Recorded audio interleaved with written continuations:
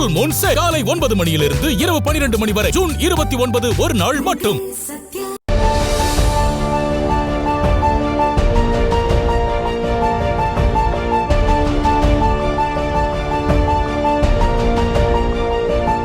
திருப்பூர் மாவட்டம் ஊத்துக்குளி அருகே உள்ள தளவாய்பாளையம் கிராமத்தைச் சேர்ந்த 32 வயது இளம்பெண் மற்றும் அவரது கணவர் இருவருமே பிஇ பட்டதாரிகள் ஆவர். இந்த தம்பதியினருக்கு ஏற்கனவே 4 வயதில் ஒரு பெண் குழந்தை உள்ளது. முதல் குழந்தை சிசேரியன் மூலம் பிறந்த நிலையில் அந்த பெண் இரண்டாவதாக மீண்டும் கர்ப்பமடைந்துள்ளார். முதல் குழந்தை அறுவை சிகிச்சை மூலம் பிறந்திருந்தாலும் இரண்டாவது குழந்தையை இயற்கை முறையிலேயே பெற்றெடுக்க வேண்டும் என்று இந்த தம்பதியினர் திட்டமிட்டுள்ளனர். இதன் காரணமாக அவர் கர்ப்பமுற்ற விவரத்தை மருத்துவ பரிசோதனைக்கோ அல்லது முறையான சிகிச்சைகளுக்கோ கொண்டு செல்லாமல் வீட்டிலேயே ரகசியமாக வைத்திருந்ததாக கூறப்படுகிறது. கடந்த 2 நாட்களுக்கு முன்பு அதிகாலையில் அந்த பெண்ணிற்கு பிரசவ வலி ஏற்பட்டுள்ளது. அப்போதும் அவரை மருத்துவமனைக்கு அழைத்துச் செல்லாமல் அவரது சம்மதத்துடன் அவரது கணவரும் மாமியாரும் சேர்ந்து யூடியூப் வீடியோக்களை பார்த்து வீட்டிலேயே பிரசவம் பார்த்துள்ளனர். இதில் அவர்களுக்கு ஒரு பெண் குழந்தை பிறந்துள்ளது.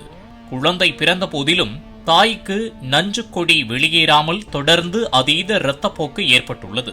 இதனால் அந்த பெண்ணின் உடல்நிலை மிகவும் மோசமடைந்து உயிருக்கு ஆபத்தான நிலைக்கு சென்றுள்ளார்.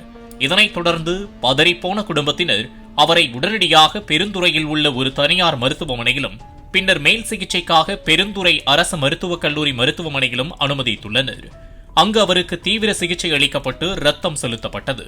இருப்பினும் அவரது உடல் நிலையில் போதிய முன்னேற்றம் ஏற்படாததால் தற்போது மேல் சிகிச்சைக்காக கோவையில் உள்ள ஒரு தனியார் மருத்துவமனையில் அனுமதிக்கப்பட்டு உயிருக்கு ஆபத்தான நிலையில் தீவிர சிகிச்சை பிரிவில் சிகிச்சை பெற்று வருவதாக தகவல் வெளியாகியுள்ளது.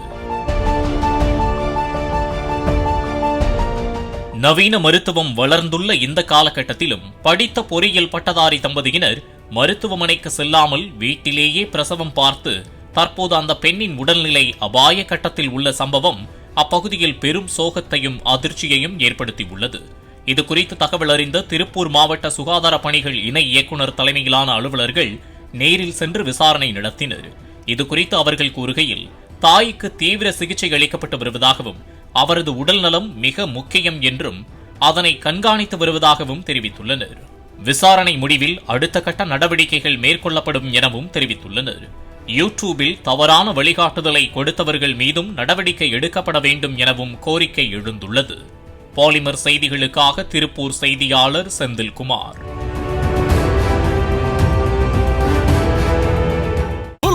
காலை 9 மணியிலிருந்து இரவு 12 மணி வரை ஜூன் 29 ஒரு நாள் மட்டும்.